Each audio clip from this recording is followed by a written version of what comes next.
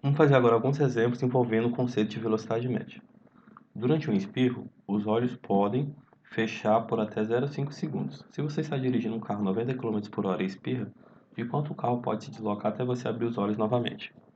Olha só, o enunciado forneceu o tempo que a gente fica de olho fechado e a velocidade no que o carro está se movendo. Então, o intervalo de tempo que eu fechei os olhos, o carro vai andar 90 por hora e eu vou andar uma determinada distância.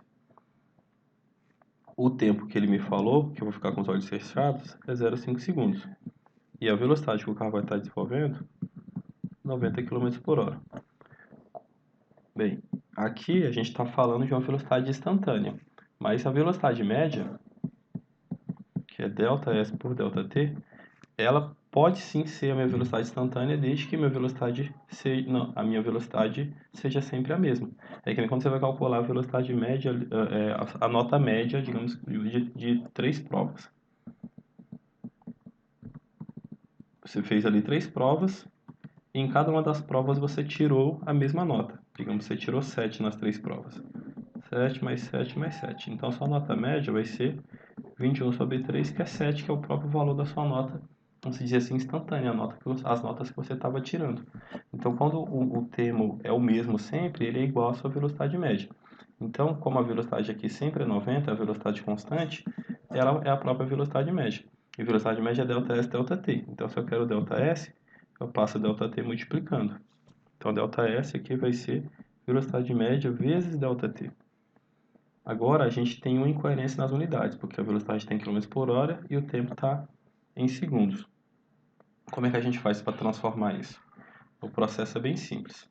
A gente está aqui quilômetro e hora. 1 km são 1000 metros e 1 hora são 3600 segundos.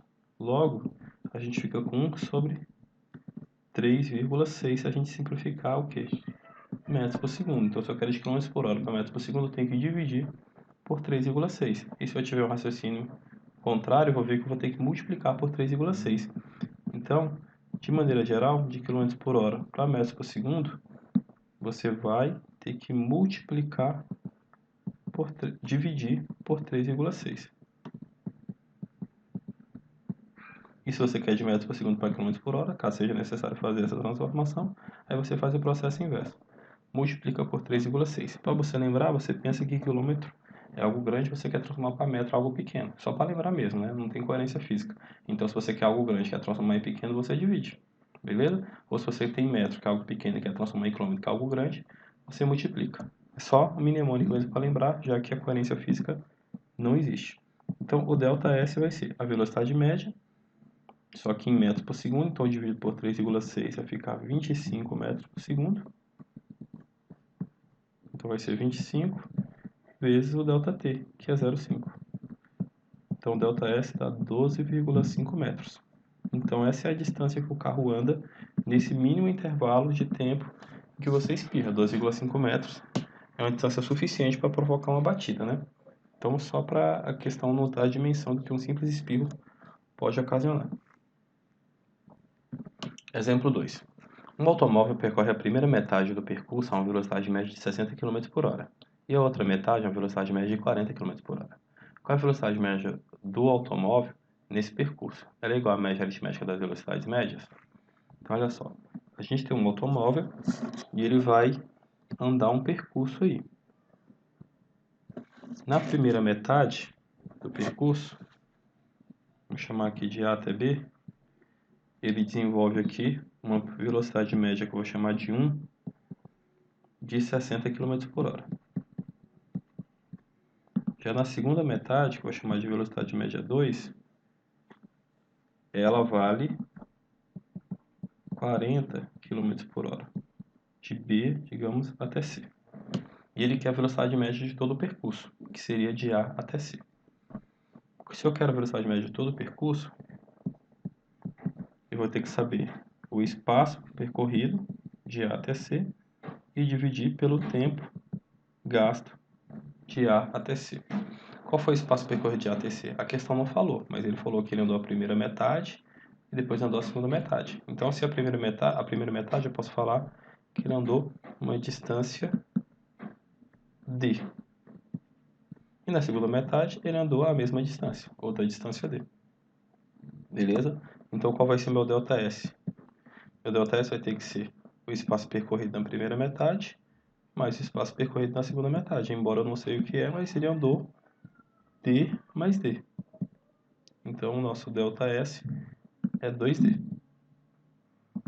Agora, a gente tem que descobrir qual é o ΔT, ou seja, o tempo que ele andou de A até B, mais o tempo que ele andou de B até C. Aí eu vou descobrir esse tempo relacionando agora com a velocidade média.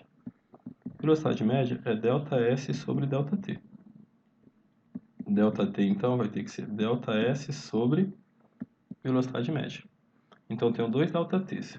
Eu tenho um ΔT do primeiro intervalo, de A até B.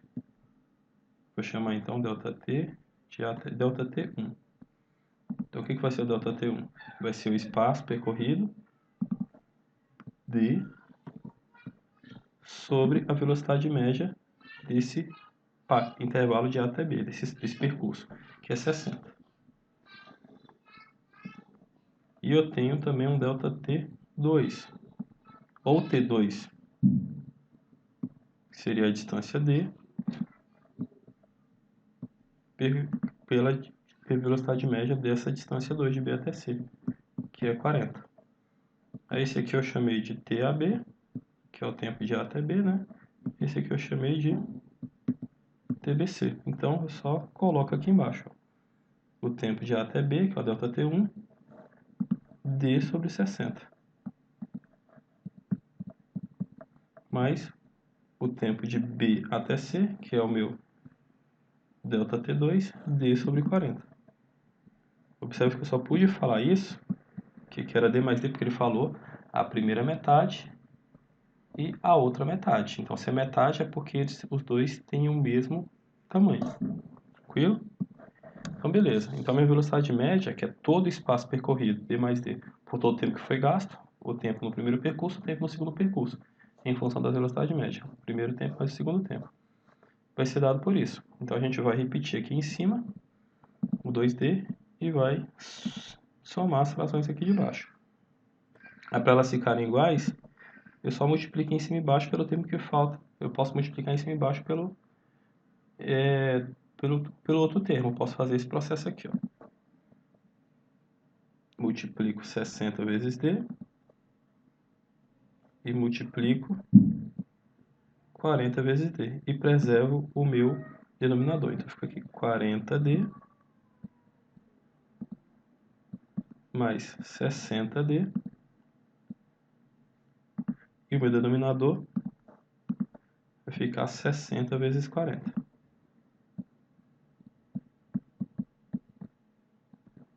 Beleza, pessoal? Então, a gente fica aqui com 2d sobre 40 mais 60, 100d. Que está dividido por 6 vezes 4, 24, 100 vezes 100 dá 100. A gente pode cortar. Então, o nosso cálculo ficou 2d sobre 1 por 1d por 24. Agora, a gente conserva a primeira, que é o 2d, e multiplica pelo inverso da segunda, já que é uma fração. 1d é d, né? A gente pode cortar. Opa, d com d. E nos sobra 2 vezes 24, que é quanto? 48 km por hora. Olha só, o d nem sequer apareceu. A minha velocidade média foi quanto? 48 por hora. E esse d que eu não sabia, ele vai sumir no meio do caminho. Porque eu só queria descobrir todo o espaço e dividir por todo o tempo. Então, eu precisava de algum espaço. Como ele falou que era uma metade e outra metade, eu falei que era d e d. E a minha velocidade média deu 48. Agora, outra pergunta é, ela é igual à média aritmética das velocidades médias? Vamos ver se eu conseguiria calcular essa velocidade média do percurso total. Simplesmente fazendo 60 mais 40 e dividindo por 2. 60 mais 40 dá 100, que por 2 dá quanto? 50. Embora sejam próximas, elas não são iguais. ou seja, elas são diferentes. E por quê? Porque esses móveis aqui, eles não desenvolveram uma velocidade uniforme, foi uma velocidade completamente aleatória. Ele acelerou, freou, a aceleração dele pode ter variado, a velocidade, ele pode ter parado. Então, esse tipo de movimento muito geral, a velocidade média não vai ser a média das velocidades médias, ou a média das velocidades também, se eu tivesse duas velocidades instantâneas. Qual o tipo de movimento que a velocidade média vai ser igual à média das velocidades? Aí são movimentos bem específicos, são, por exemplo, o movimento uniforme, ou se eu conhecer realmente todas as velocidades instantâneas ali do meu problema, que é o que a gente vai fazer agora na sequência.